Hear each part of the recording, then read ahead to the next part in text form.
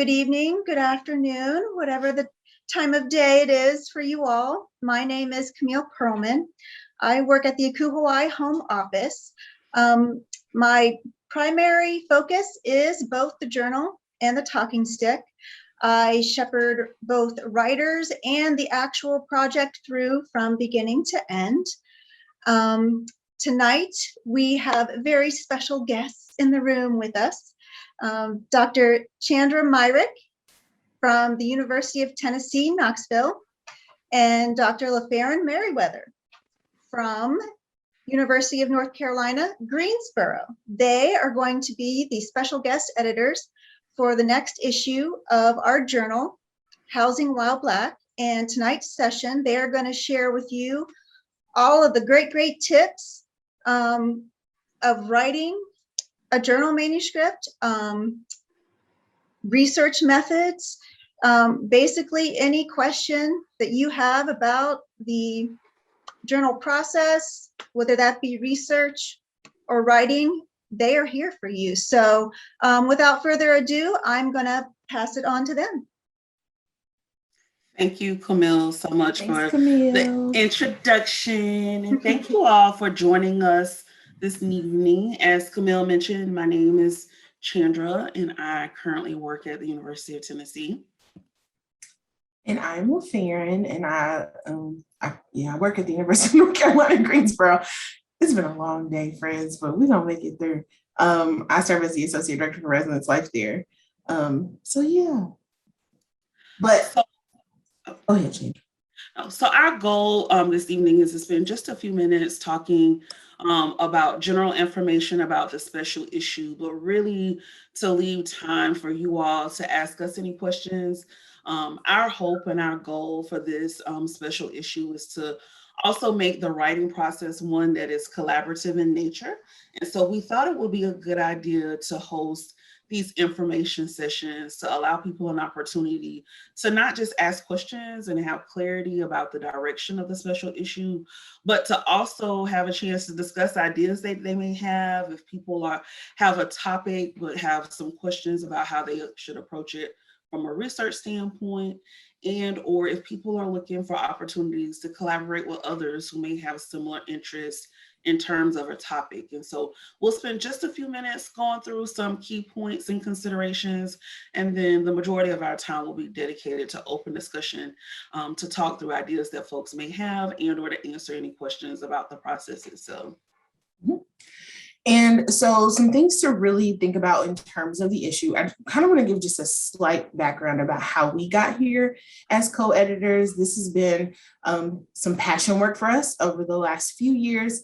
We actually started a series of presentations at Aku Hawaii entitled Housing While Black, starting with how we were providing information to folks who were leading departments about how do we support our staff of color through social unrest, and I mean, which is very clearly still relevant to us today. But that when we presented that first presentation, it was back-to-back shootings that occurred, and the response that we got really in terms of one from colleagues that were saying thank you for taking time and space to share, but also from folks who were trying to provide support, to provide ways for them to be present for their staff. And so as we were thinking through this, I was like, this continues to be the conversation as we know that staff of color and particularly Black staff leave our field and things of that nature. And so what kind of spaces and environments are we creating? And so the big thing for us is trying to understand the lived experiences of Black staff in our housing and residence life departments. And how can we, this is the intervention, right? How can we share the story and provide ways for us to shift, right? To turn the tide so that we are retaining, retaining the skills and knowledge in our field from a very qualified group of individuals, right? Because we always know that representation matters, and it's important for our staff and our students to see us and what that means for their experience. And so with that, to understand for this particular issue, it is titled Housing While Black, and our goal is to understand those experiences of our faculty, staff, and students who are in our residence halls who identify as Black or African American. So it's important to understand that that's the population that we are talking about. So you won't hear the words persons of color when we're talking about this. We are saying Black and African American on purpose. So thinking about that too, as you're thinking about ideas for what you would like to discuss. The college student, we're talking about college student housing and or residence life, because if you think about our housing, what housing looks like at different places, it's called different things, but it is the environment in which you will find our students and staff working in housing fields related to collegiate housing.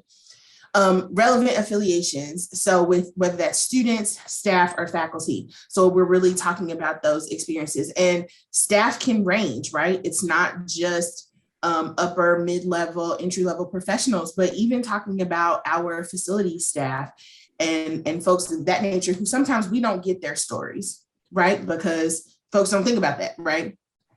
But those are the folks, when I think about over the course of the last 18 months, those are the people who kept us. Those are the ones who kept us on campus, making sure our environments were safe for our students and for us. And so in terms of what you're looking at, you could be looking at a program, you could be looking at services offered, policies, and other experiences that folks may have being in our housing programs, right? So whatever that experience may be, maybe with living learning communities that are specifically identified for Black students. What does that look like? Maybe we can talk about the experiences of Black entry-level professionals or mid-level. All of it ranges the gamut. No idea is irrelevant in this conversation, and the hope is to really be able to talk through them. Chandra's dissertation was on how we are retaining or not retaining, particularly SHOs and particularly Black women in our field, and what does that look like? And so again, we're here to talk about those ideas so it can kind of help you. The other thing about this with the focus areas, and we have a list, so if you've seen the call, it has some ideas and topics to get your brain kind of going in terms of what we would be looking for when we're reading abstracts and things of that nature. And then Chandra's going to talk a little bit more about like what goes into an abstract and those sorts of things. Also understanding when you hear the word journal, it is research-based. So it's not just an article that you might see like just in the talking stick, which some articles in the talking stick do have some research components. But when we're talking about the journal, we are talking about research that has been done and we're reporting on it and those analyzing and reporting out on that information. So to that end, we want to just share some considerations. If you've not already written your abstract or in the very beginning stages of thinking about what all should you include in the abstract, really wanted to take some time to talk through just some different things to consider, because as Latoya mentioned, it is a scholarly journal. And so from that lens, it typically reads and requires some different components than you may find in your standard publications like the talking stick. Maybe your particular region has a quarterly report that goes out where people have an opportunity to submit articles. And so the first thing to think about is what is the research question? What is it that you are trying to answer? What we have found is that people have really great ideas, but struggle a bit when it comes to thinking about the research component of it. And so when you're thinking about what it is that you want to write about, what's the research question that essentially your manuscript is going to answer? And to that end, there needs to be some type of clearly defined problem and or some type of area of focus. And so as Latoya mentioned, I did a study and the problem that was defined in my study was that there's a lack of Black women in senior housing officer positions in the country. So that was the problem. And that was also by default the area of focus. And so if you're thinking about your abstract and what it is you want to write about, think about what really is my area of focus. Is there a problem? What is making me want to write about this topic? What am I hoping to answer what research question am I hoping to answer? What problem am I hoping to shed more light on? And then think about your methodology. And so when we say methodology, typically we're talking about either a study that is going to be quantitative in nature, qualitative in nature, and or it might be a mixed method study. And I think that this is probably more often than not where practitioners really kind of make that leap from, again, just a general topic to more of a research study focus. And so, for example, I think oftentimes qualitative nature is the area of focus that really allows us an opportunity to truly learn about people's lived experiences. So that may be conducting some type of focus group with students and or staff or faculty who are affiliated with a specific program within your housing department. When we talk about quantitative, that may be where there is some deeper analysis done when it comes to maybe survey responses that you've gotten. Maybe your department participates annually in a very specific type of data collection process, be it, NESI, Sky Factor, all of those different pieces where you are comparing quantitative data. And then in a mixed methods, it might be a bit of both, where you are both using survey data from a quantitative lens, but also conducting focus groups from individuals who participated in the survey to better understand their lived experiences. And or you might also choose to focus on a literature review where you're going through, looking through scholarly research that has been done about a topic of interest related to the special issue, and you are doing an analysis of the literature that currently exists. One of the things that you'll find is that, especially when it comes to housing, there is probably not as robust information about housing as a profession as you may find about other fields and or student affairs in general. And so you may not necessarily be able to find tons of information for a literature review, but certainly those are things that you want to think about in terms of what is your approach. And with that comes, how are you collecting data? So in some instances, you may already have data.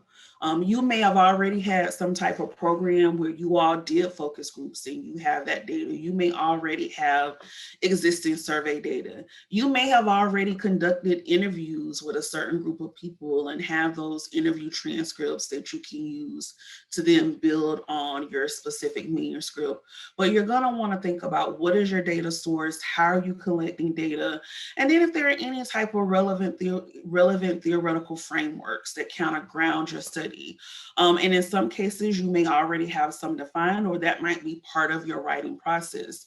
But when you're putting together your abstract, a couple of things to think about is that it is really just a concise snapshot of what your study is going to be about, or what your manuscript is going to be about. You don't have a lot of space to go into tons of details, but what you want to make sure is very clear when you're submitting your abstract is that we understand very clearly what the problem is, or what the area of focus of your topic is going to be, what type of research questions you think are going to be answered, what's your approach? How are you going to go about collecting this data to be able to tell this story or to share your findings and interpretations from the study? And so we really wanted to take some time just to give people some things to think about when you're completing your abstract, and important components to make sure you include or cover in some aspect when you're submitting your abstract, so we have as clear a picture as possible about the direction and the focus of your study / manuscript. To that end, go ahead, Laverne. The one thing I would say also in terms of looking at abstract, and this is kind of what a strategy that I used when I was in process and doing all these things, is I would pull up articles and look at the abstract. It gives you a very good example of kind of what is in it and how they're written. You can always go to like Google Scholar. You can just type in Black experience really, and lots of articles will come up. But the abstract is always something that is the first thing that you see, and you can read very quickly what you're going to learn by reading this article. And that's a great way to kind of understand structure in terms of the things that Chandra is saying and asking about. And to that end, in the call for manuscripts that went out There was a link that was included that will take you directly to the last special issue in the journal. And so we would certainly recommend that as a starting point to take a look at the abstracts that are that were included with those manuscripts to give you an idea of just how to format your actual abstract before you submit it, and some, again, those key components that you want to make sure you include when you're submitting that abstract. I think the other thing that we were really hoping to also share, LaFaron and I by trade are practitioners, and we are assuming that a lot of people who are interested in submitting a manuscript for this issue are likely also practitioners. And so we really want to make sure that people feel like this is a very digestible thing to do. I think sometimes as practitioners, we get a little bit leery when it comes to research and maybe not really feeling or understanding how it's applicable to the work that we do on a day-to-day basis. And so we were really hoping to create this space to have some conversations and discussions about things that you may, again, already be doing that can easily be turned into a manuscript. So the other thing that we wanted to go over really quickly before we open the floor for discussion are just important dates for you to note. And again, these dates are included in the call for manuscript that went out. And the first one is, originally our due date for the abstracts was actually August 2nd. And we know that August is a very interesting month for those of us who work in housing, and assuming that many people who might be submitting are working in the field. And so we have extended the deadline to August 16th. So you still have time if you have not yet started your abstract, or if you've already submitted your abstract and now feel like there's some things you want to go back and change. We want to make it clear that people do still have time to submit abstracts. As we said before, our goal is to make this collaborative in nature. And so we will be offering another info session later this week on Friday during the lunch hour for those who are in the Eastern time zone. Manuscript selections, we will actually make selections on August 23rd, and we'll notify authors if their abstract/manuscript has been selected for the special issue. And then in February will be the first draft. And the final draft of the manuscript will happen June of next year, as this issue will go to print for the 2022 special issue of the journal. Other things to note is that we will be building in writing days and workshops and opportunities for all of our authors to get together, to have a space to work through their writing, to have champions who will help provide feedback and review all throughout between the start of this process until we get now to the final draft. And so once people are identified as authors for the various manuscripts, we will include some space for us throughout each month to be able to have dedicated writing time and feedback sessions so that we can hopefully help people stay on top of the timeline and make sure that they are getting the support that they need to meet the final deadline for the special issue. At this time, we would love to open the floor to ask if there are questions, discussions. We'd love to hear if people already have some ideas, if people are looking for ways to connect with others. This is really our time to be able to have an open discussion for those of you who are interested and or have questions about either the abstract process, the manuscript process, or just the topic in general.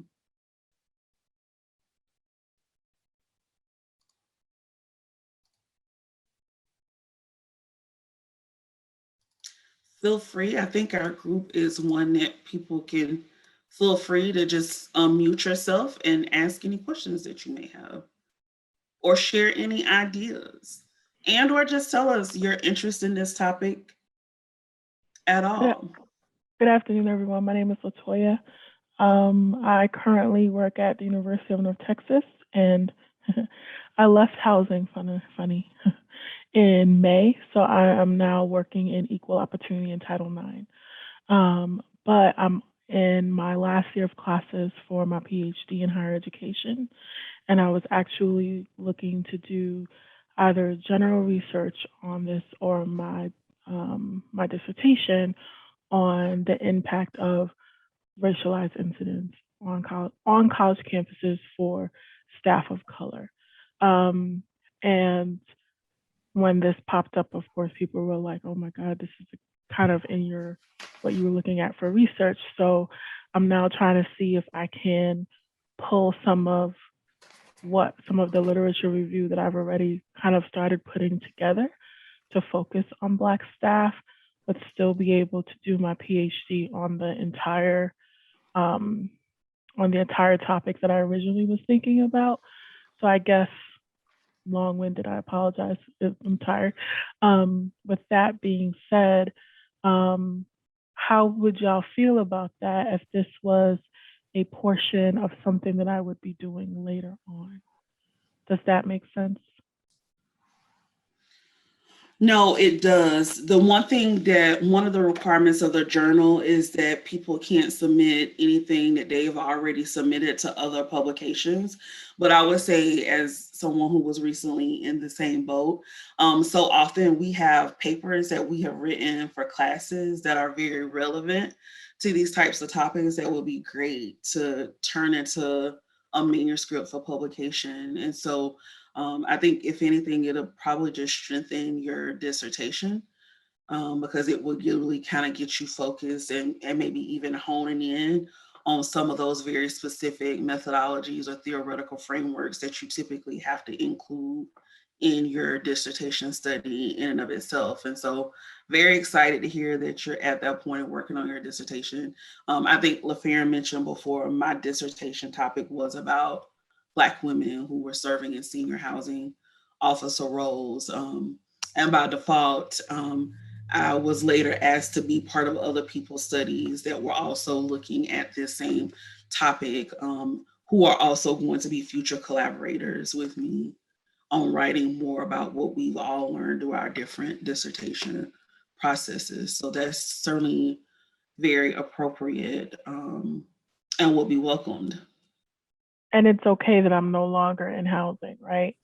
Oh, absolutely. And as a matter of fact, Latoya, we anticipate that we will have some people who are now on the faculty side of the house who are not in housing. They're not housing practitioners and are even working to try to connect them with other people who might still be in housing who are looking for some type of scholar support, if you will. But yes, we don't screen people out based off where they work or what their current job title is. And to Chandra's point, there are folks who have exited housing, and that narrative is important too, to understand why that is happening. So like we know several people who have been like, yeah, I had to pivot. But there's reason behind it. And to understand that is also that retention conversation as well. When folks are saying like, how do we keep our talent that's leaving? So, we've even heard from some colleagues who work in diversity and inclusion, but perhaps their office oversees a particular living learning community that's affiliated with some type of residence hall. And so while they're not technically in housing, the nature of their work and the nature of their study is going to focus on students who've participated in a program that is within the college student housing realm, but they themselves are not actually practitioners in housing.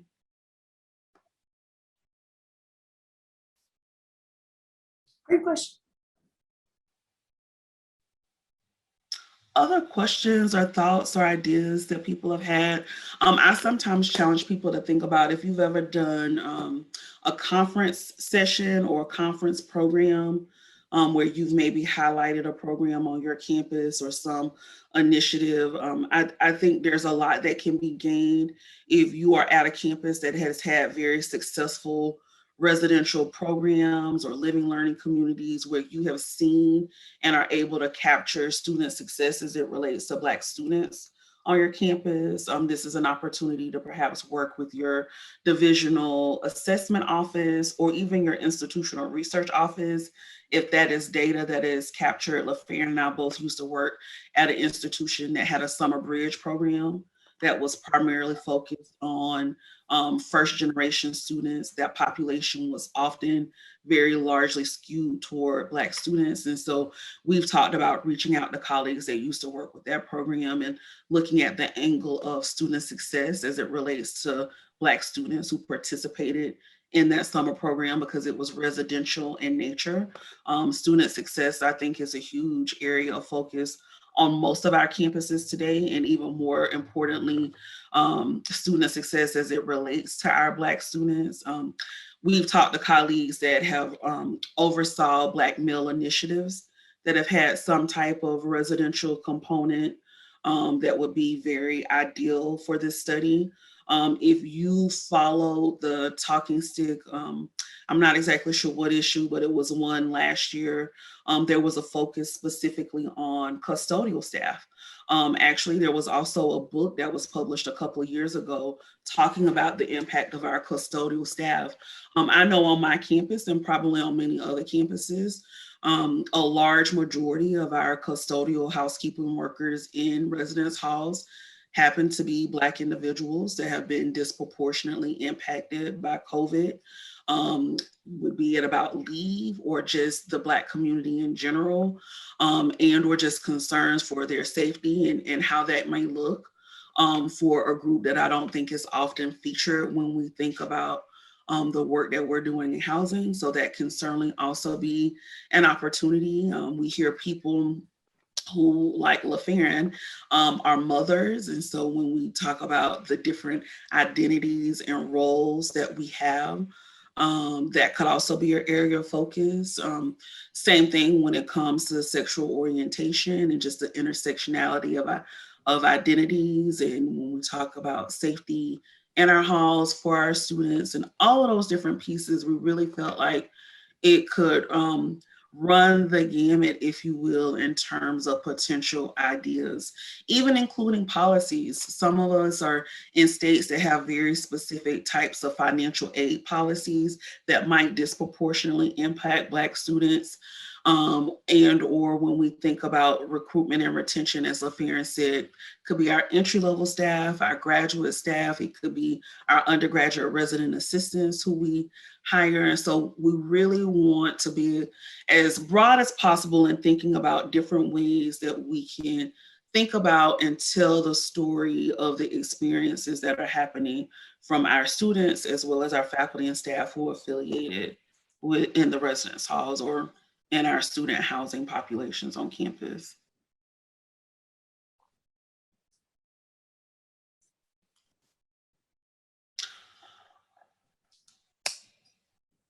So I'm curious if anyone is interested in sharing why you chose to jump in on the info session tonight.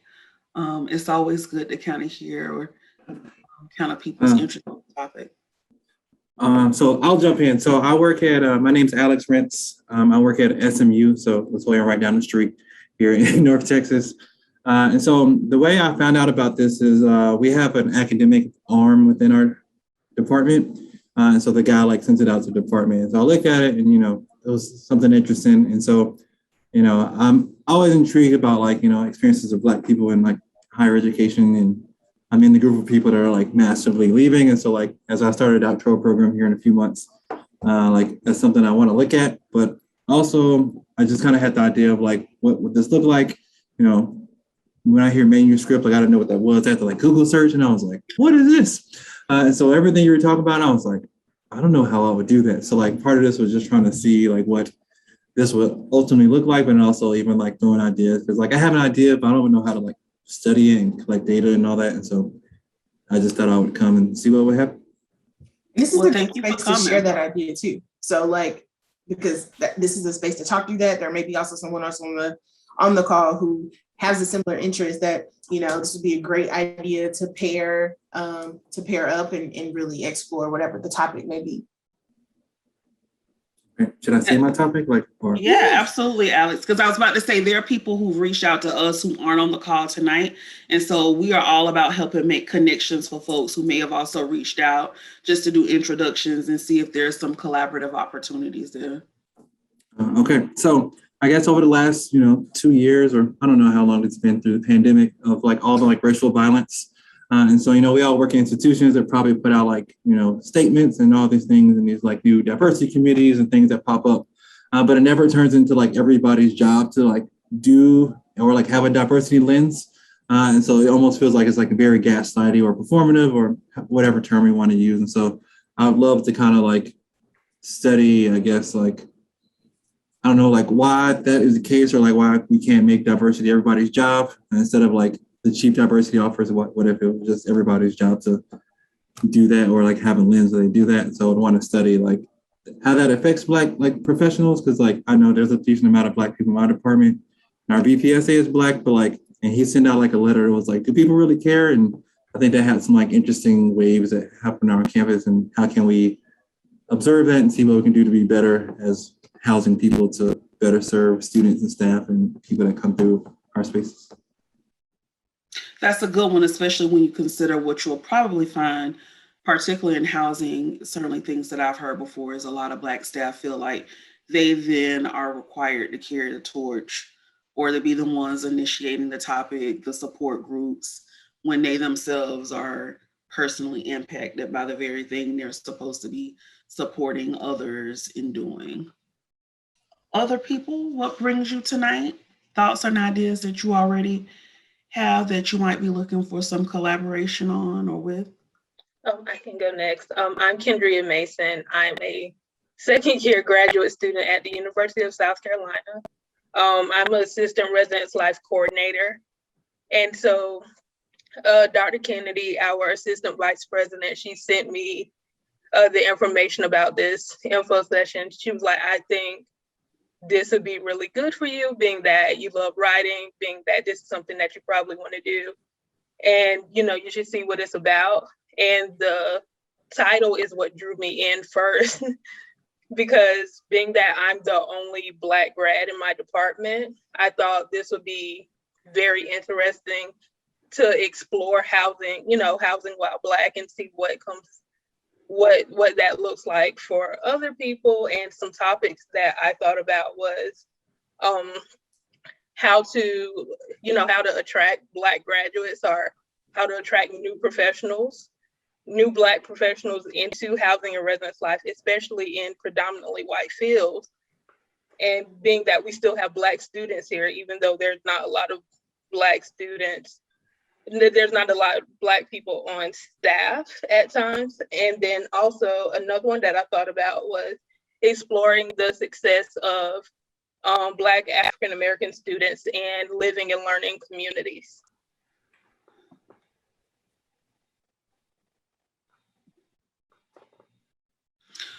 Kendra, in your department now, I'm assuming, are you South Carolina? Are you in Columbia? Are you at the campus in Columbia? Yes, I am. Okay.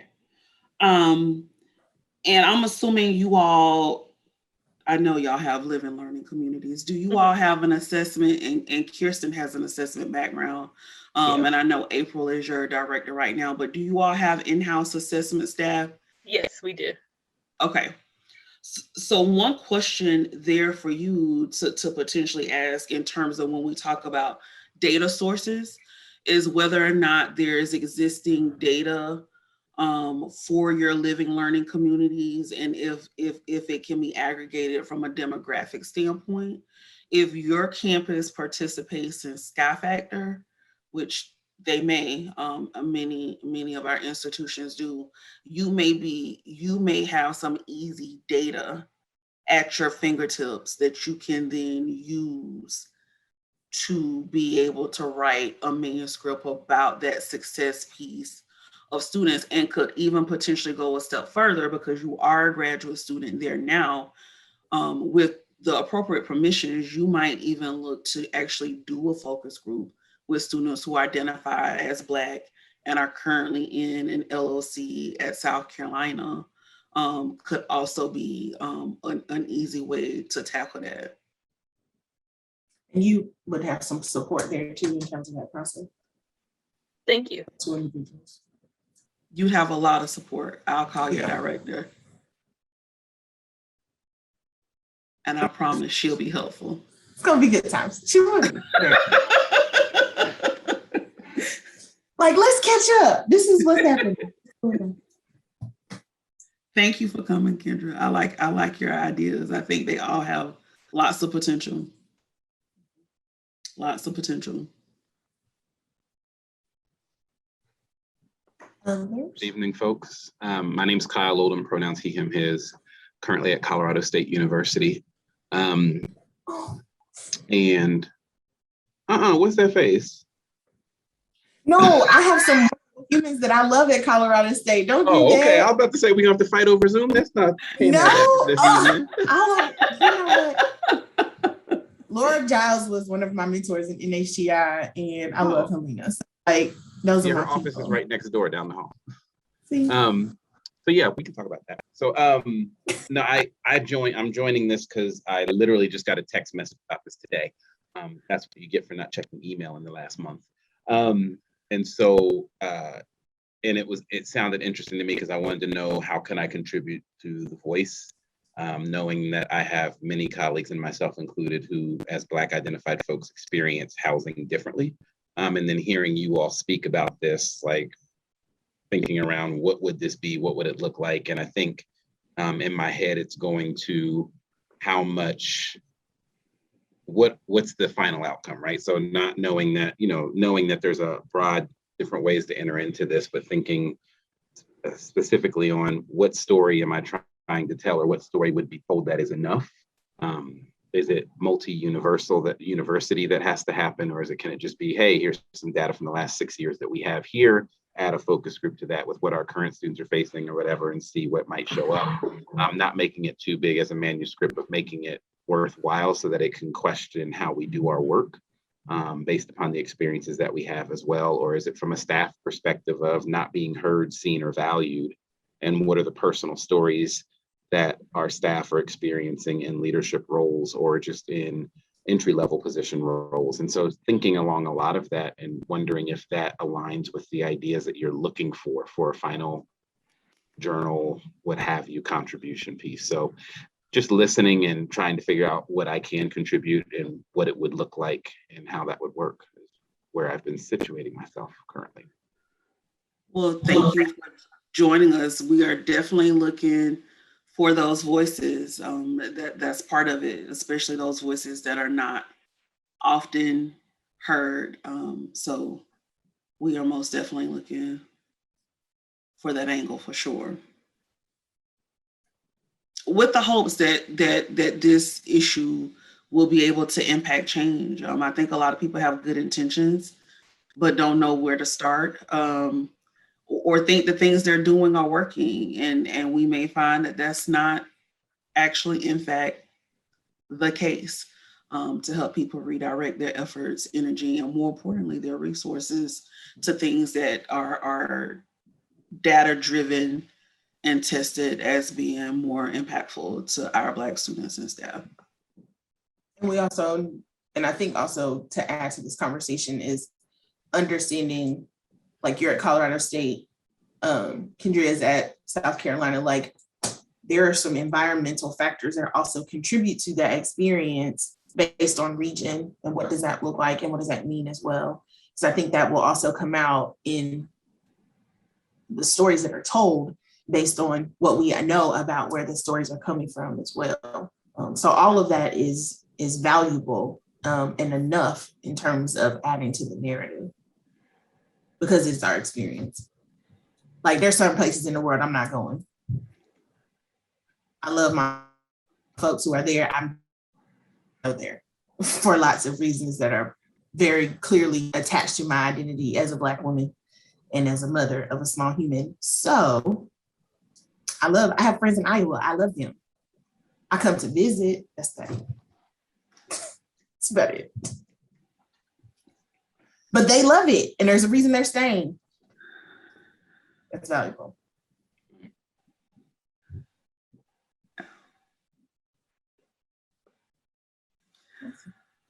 Are there any other ideas people have or questions that we might be able to answer this evening? Good evening, everybody. My name is Harold Fields. I'm the Director of Residence Life at the Rochester Institute of Technology in sunny Rochester, New York, at least for now. I actually just wrapped up my EDD in May. And so I've got a couple ideas I've been thinking about. And I was really curious to see what other ideas folks might have in case folks are looking for a collaborator. And I've kind of been thinking about this topic both from my perspective as the director of Res Life on this campus. There aren't many Black directors in our division or on our campus. And I've spent the majority of my career here at RIT. So I came to RIT after I wrapped up my master's at Indiana University of PA. And I was working at St. Vincent College, a small private Catholic, also PWI outside of Pittsburgh. And so I did not necessarily have mentorship in Res Life or housing that ever looked like me. And so, I was really interested in seeing one of the bullets about career pathways and advancement of staff. But also our residential curriculum, we found some success we weren't expecting, that our students, our Alana students, we're interacting with our RAs and responding to our residential surveys with as much, if not more, connection to our staff than our majority students. The data set for that is only about 2 years, but I also have some other concerning data. We had a satellite housing location this past year where we typically don't put first year students. I just got confirmation that their grades were significantly lower than a lot of students on campus, particularly our Black and Latin students. And even those Black students who live on campus proper had lower GPAs than our white students at the satellite location. So there's some levels of intrigue for me to dig into some of that data. I'm just starting to work with our divisional assessment person on some deeper analysis and actually working on some proposals to help support those students as we're about 500 students over our occupancy goals for this coming fall. So I've got some challenges ahead of me right now. And the other piece is staff recruitment, both our pro staff and student staff. So those are some of the ideas and types of things I've been thinking about. I think the challenge is my work at RIT is, as you all know, as a director, gets pretty fast paced, and I don't have too much time to linger on one problem. And so I was actually glad that I didn't have much time to talk myself out of joining this call. So I added it to the family calendar, and my wife just said to me, "Aren't you supposed to be on Zoom right now?" So that was helpful, but I am curious to see if other folks have similar ideas, if folks are looking for collaborators, or if you all as editors have a preference of what things you've not heard about people thinking about for submission that you might really want to encourage someone to submit. And I guess my last question is, I was a part of a previous special issue a number of years ago now, about students with disabilities. And I collaborated with 2 folks here at RIT on an article that was a model for supporting students on the autism spectrum. And so it was more of a lit review and a case study of our approach here at RIT. I was curious if you all had a preference on what types of manuscripts were submitted, if you prefer more new research or data analysis, or if you were looking for lit reviews or case studies as well. I think a bit of it all, to be honest with you, Harold. I think the more diversity that we have, even within the methods and the type, is going to be welcomed. Case studies, lit reviews, including, as I mentioned earlier, the quantitative and the more traditional qualitative approaches are all going to be welcome. You said something earlier when you were describing yourself and your experiences, and if you talk about things that we don't hear a lot about, is the diversity that exists within institution types. We, LaFair and I, are both at public institutions and have, for the most part, primarily been at public institutions, and I think that those sometimes are the stories that kind of come to the forefront more often. Our religious affiliated institutions, our historically Black institutions, even our minority serving institutions, and experiences of staff at those institutions and or students at those institutions are not always necessarily the ones that you hear of often. And so I definitely put that out there. I think that was one of the things on our list, people who may have had, be at a historically Black institution, but I would say the same rings true when we talk about religiously affiliated institutions, as well as not one that is often, from my experience, seen often in the literature. But that staff recruitment piece, Harold, I know is a huge thing that we have also heard others express an interest in. And so we might be able to do some connections with others who've reached out indicating that that's an area of interest for them as well. Residential curriculum is so associated from a practice standpoint as a best practice that if there is something to be learned there, I think it's huge. LaFarron was actually just on faculty for the Residential Curriculum Institute. And so that can certainly be an area of focus. She herself has been trying to challenge herself on what she may be writing about next. And so you almost have a built-in collaborator there, as she has served on faculty for that, but also has lots of connections with others who are very largely embedded in all things residential curriculum. So that could be an awesome angle. And especially when we talk about impact and success related to Black African-American students thinking about residential curriculum. I think that is a fantastic angle to approach.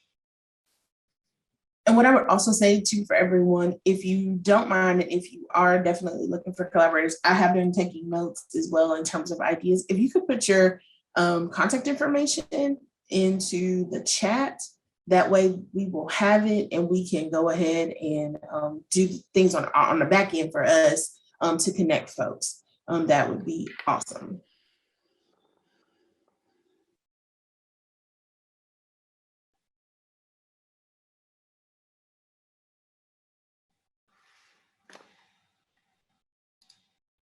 Likewise, I've also been taking notes. And as I mentioned earlier, we've had people who've reached out that are not able to make the info session. So this will also just help us connect with other people who have also expressed an interest as well. So thank you again for being willing to share your ideas. Our hope is that it will help us in perhaps connecting you with others who've expressed similar interests in those topics, and or for us to be on the lookout for people who might be great resources to help connect with you on a topic that you indicated was of interest as well. Because I can't emphasize enough, we're really coming at this and wanting this to be a collaborative process. We think the more voices, the better. And Harold, to your point, we cringe a little bit about what August looks like. And so we recognize in housing, this is not the month to ask us to do a whole lot of things.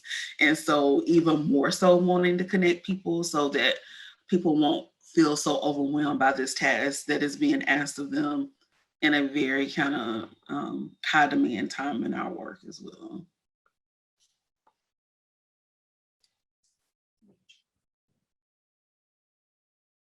Are there any other questions or thoughts? Camille, you've been doing this work a long time. If there are any helpful tips that you'd like to share? Well, I wish I was as insightful as you and LaFarron, but I will add some insight here. Take advantage of these conversations with these special guest editors. They have walked this path, so they are excellent resources to help you walk down this path. And I tell this to the journal board all the time too. If we have questions for each other and none of us in the room have the answer, we are supported by so many gracious members. One of them is out there, or a group of them is out there, and it's going to come together and help us. So I hope you never feel like you have an obstacle in front of you that you don't know who to go to answer, to talk about, or to, get you some answers. So definitely there's 3 individuals on this call who are saying it very loudly this evening. We are here for you to ask questions, to show you the ropes, to guide you to resources. Absolutely happy to help, and very appreciative that you all took the time out of your schedules to join us this evening. We really appreciate it. And if you have colleagues or others that have expressed an interest to you, if you could help us in sharing the word that we'll be offering another session on Friday. Again, for those in Eastern time zone during the lunch hour, to help cultivate any additional ideas and to help folks be able to meet the extended deadline of the 16th. So thank you all again so much for joining us. We really appreciate it. And if you came in and missed the first part of the conversation, we did have a PowerPoint that was just kind of showing just kind of the components of an abstract. And also we discussed like the different methodologies. So Harold, you had asked about like the literature review and those types of process, like case studies and all that stuff. And we talked about that in terms of there's many ways to get to the same destination. And that's, you know, the things that you asked were a part of that conversation as well. So this will be available as well to see some of those questions. Awesome. Well, you all have a good evening. And again, thank y'all so much. We look forward to seeing your abstracts in a couple of weeks.